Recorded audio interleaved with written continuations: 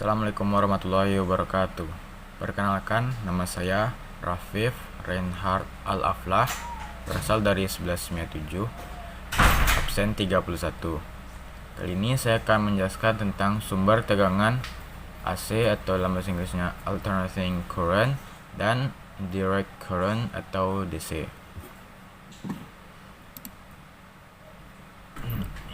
Pembahasan pertama yaitu sumber penghasil tegangan listrik AC, di mana arus listrik dari PLN ini dapat kita lihat dari sumber tegangannya, yaitu berasal dari turbin pembangkit listrik, di mana turbin ini merupakan rangkaian dari berbagai besi yang telah dicampur oleh berbagai zat kimia sehingga dapat mengalirkan arus listrik di dalamnya, dan dari besi tersebut dapat dialirkan lagi dalam kabel yang telah disediakan untuk menyalurkan listrik. Lalu sumber penghasil tegangan listrik yang AC yang lainnya adalah generator atau genset, di mana sumber tegangannya ini berupa hasil dari putaran motor yang menggunakan bahan baku solar atau bensin. Kita dapat melihatnya dalam kehidupan sehari-hari bahwa genset ini kita gunakan ketika listrik mati. Lalu kita menggunakan bahan baku solar atau bensin untuk menyalakannya dan menghasilkan listrik. Lalu selanjutnya sumber penghasil tegangan listrik AC yaitu turbin angin, di mana turbin angin ini menghasilkan listrik dari putaran motor yang digerakkan oleh angin. Jadi sumber dari listrik ini adalah angin, di mana angin ini dapat menggerakkan turbin ini sehingga dapat memutar baling-balingnya dan menghasilkan listrik, di mana energi gerak bisa menghasilkan energi listrik. Lalu pembahasan selanjutnya yaitu sumber penghasil tegangan listrik DC. Yang pertama yaitu baterai yang terdiri dari batang karbon yang berfungsi sebagai elektroda positif. Yang bisa kita lihat batang karbon itu yang di dalam sekali berbentuk batang besi mengkilap. Lalu ada baja naseng atau pembungkus baterainya yang berfungsi sebagai elektroda negatif atau anoda. Yang membungkus ini kita dapat lihat di luarnya. Lalu amonium klorida sebagai larutan elektrolit, di mana kita dapat dijumpai amonium ini di sekitaran batang karbon. Lalu campuran batu kawi dan serbuk karbon sebagai depolarisator, di mana kita juga bisa melihatnya mungkin sepertinya terletak dekat amonium juga, yaitu terdapat dalam baterai atau dalam logam seng. Yang selanjutnya sumber penghasil tegangan listrik DC yaitu aki. Aki ini tersusun di atas timbal peroksida yang berfungsi sebagai anoda. Ini kita dapat melihatnya yang warna agak kemerahan. Lalu timbal murni yang berfungsi sebagai katoda.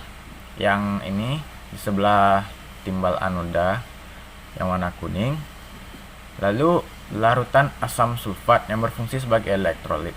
Larutan asam sulfat ini yang mengisi dan diproses oleh timbal anoda maupun timbal katoda sehingga dapat menghasilkan listrik. Lalu apa saja perbedaan AC dan DC?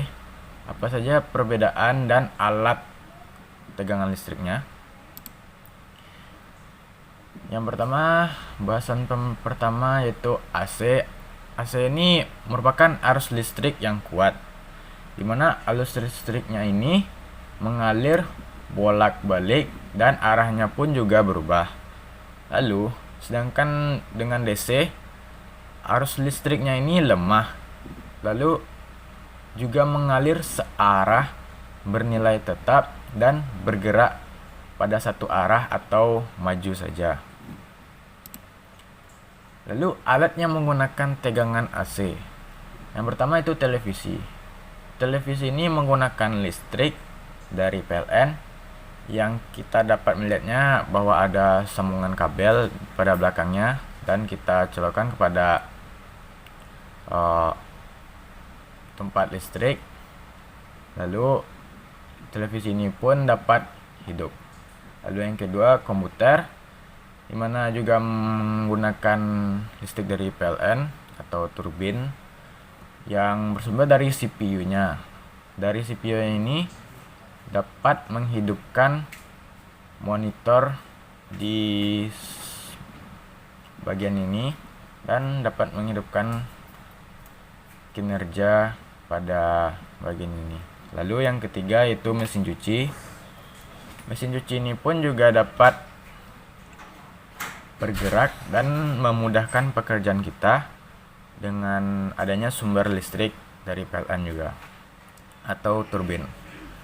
Yang keempat itu rice cooker, dimana kita bisa menanak nasi atau membuat nasi dengan mudah tanpa ada pembakaran manual, hanya dengan bantuan rice cooker dan adanya listrik kita dapat membuat nasi dengan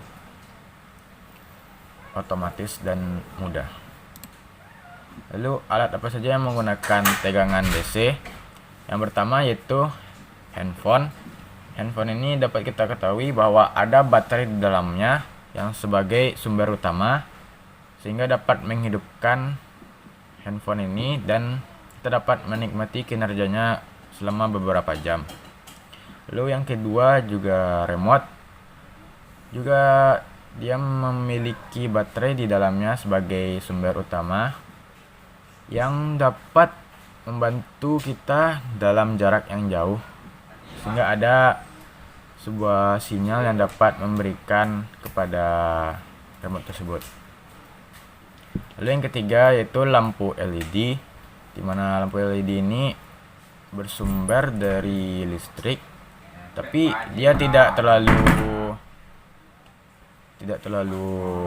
harusnya tidak terlalu kuat, tapi dia termasuk tegangan DC.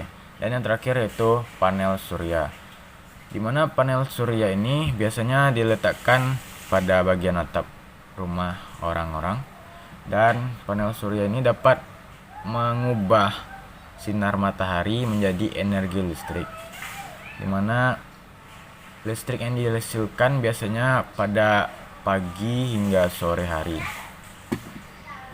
Sekian dari apa yang saya sampaikan. Bila ada kesalahan mohon maaf. Wabillahi taufiq wal hidayah. Wassalamualaikum warahmatullahi wabarakatuh.